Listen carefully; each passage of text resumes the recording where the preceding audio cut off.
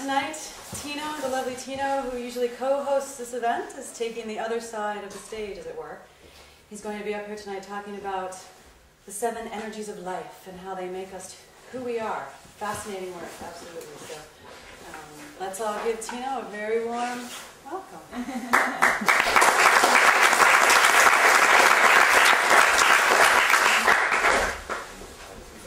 I usually don't need this for myself, because I know the subject very well, obviously.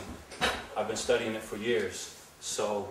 But because a lot of these concepts are always new to a lot of people when I give this discussion, I like to put this up because it's a lot of information to hold. And when I'm talking about new concepts like dynamics or adaptives, if it's the first time you're hearing something like this, then it's hard to, what was the dynamic or the... So I like to put this up just for a visual representation of some of the things that I'll be going through. Now, a lot of the things that I'll be going through are different. These are a lot of pieces to a bigger puzzle that I've been trying to put together for a long time and that I continue to put together. So what I will ask you to do is I'll ask you to hold your comments, hold your questions to the end. Because there's a lot of different people in here with a lot of different backgrounds, a lot of different experiences in life, a lot of different personalities and characters. So these pieces, some of them might be relevant to you. Some of them might resonate with you.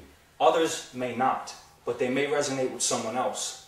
So what I'm going to try to do is I'm just going to try to take you through a story. And somewhere along the line you may find yourself in part of that story.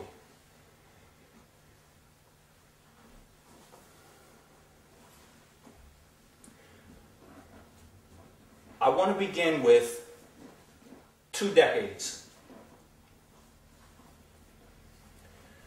2 decades of greed, 2 decades of rising suicide rates, 2 decades of rising crime rates, 2 decades of mischievous behavior, 2 decades of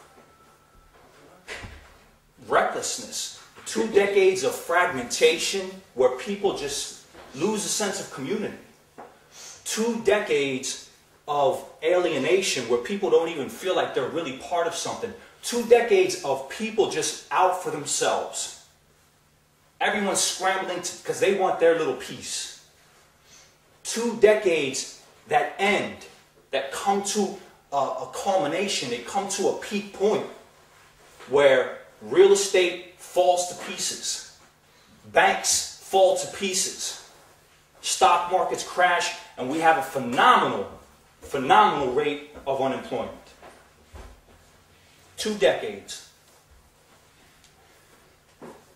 Now I'd like you to raise your hand if any of that resonates, that's familiar with you. Everything that I just said. Raise your hand if that resonates, is familiar with you. That's practically everyone in the room. Now the interesting thing about that is none of you were alive during the 1910s and 20s. Yet this all sounds very familiar. Everything that I just said to you happened in the 1910s and 20s. And yet it happened in the last 20 years. I could also take you back to the 1830s and 80 years back beyond that and 80 years back beyond that. What am I talking about here? I'm talking about a cycle, a rhythmic cycle that we go through as a human race, as a society, as nations. We have a season, we have a lifespan that we go through as a collective people. Because it's so long, we don't really see it. You know when winter's here, it's cold. It happened last year, it'll happen next year. You live long enough to see that every year, and this is what our ancestors did, they recognized that there was rhythms in nature. They recognized that there was rhythms in life. They mapped the moon, they mapped the earth, they mapped the sun, they mapped the planets, they mapped the seasons. But how easy is it to map a lifetime? You don't get to do it again. There's other philosophies out there. You don't remember having done it again, but for the most part, you're going to go through your lifetime, and you're not going to get to repeat what you did in the 80s. You're not going to get to repeat what you did in the 70s, what you did in the 90s. You're going to go through that once. But yet time has this kind of cyclical rhythm to it. Now, there's different ways of looking at time. There's different ways of looking at history. Some people look at history as purely chaotic, random. Things just happen. There's no real meaning to it. Most people don't ascribe to that. It's too fatalistic. It's just there's nothing spiritually warming about that. So most people don't. But there are some people who may look at that in that way, in that chaotic sense. Other people look at time and history as purely linear. One thing follows another thing, follows another thing, and whatever happens along the way just happens along the way. Most of our history as a human race, we've looked at time cyclically. These concepts that I'm going to talk to you about, they were known to the Greeks. They were known to the Romans. Pythagoras had specific names for these different seasons that you go through in your own lifetime.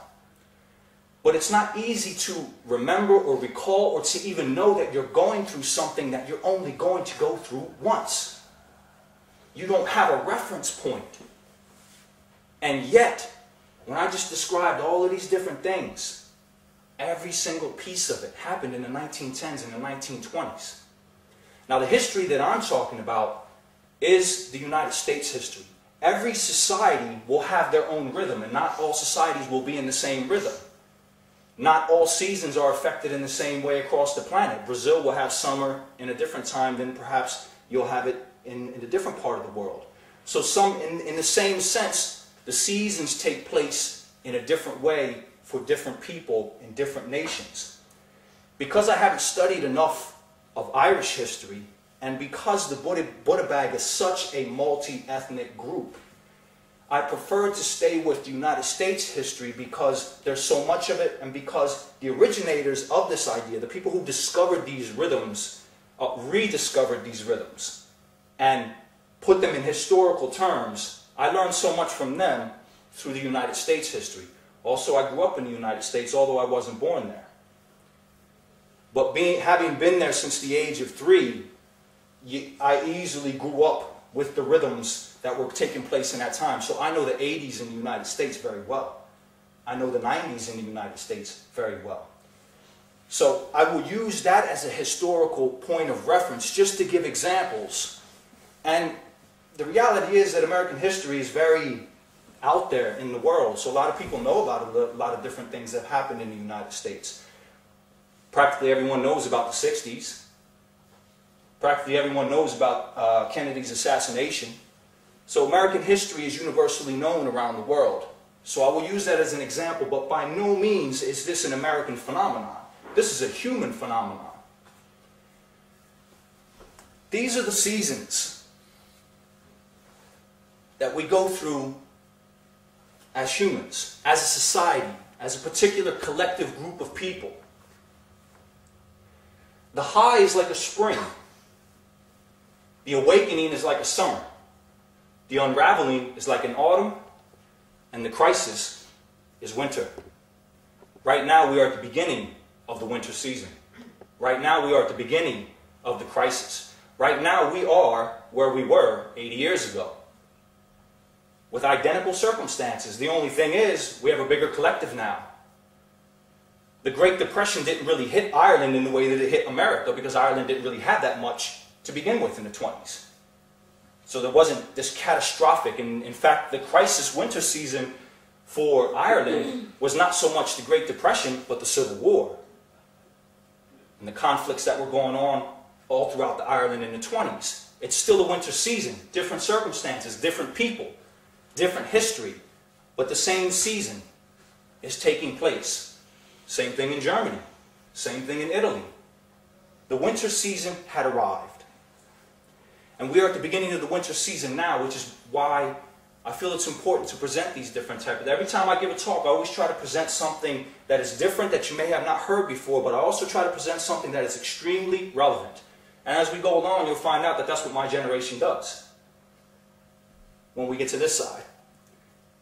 The high. And the high is where I'm going to begin, but the problem with trying to begin with something that's cyclical is, where do you begin? In order to understand the high, you have to understand that before the high was the crisis, and before that was... So there's a cyclical rhythm that goes to this. And within the limits of how I can try to explain this, I'll say that first. That even though I'm starting with the high, I'm paralleling it with a spring season. That's where we begin, springtime, we plant our seeds. During a high, a particular society or a nation is rebuilding itself. Because it just came out of a crisis. And during a crisis, things fall apart. After a crisis, there's a sense of high because you got through the crisis. When World War II was over, when the Civil War in Ireland was over, when the Great Emergency was over, there's a sense of a high. Now, that doesn't necessarily mean that you are economically high, politically high, that you just put it this way. Let's drop this down to a personal level. In life, you go through a crisis. Everyone goes through crises, and they keep coming back around. Maybe tonight you'll understand why they keep coming back around. We wish that they wouldn't, but they are there for a reason. They're trying to tell us something. They're trying to teach us something. Every time you go through a crisis and you get over it, whether it's a flu, whether it's a financial crisis, relationship crisis, once you get through it, don't you feel high afterwards? Aren't you glad it's over? You feel like your energy's building back up. You were depressed, you were angry, you were frustrated, you were disappointed, you were annoyed. There's a sense of high, like, wow, I'm glad that's over. You don't feel so down anymore.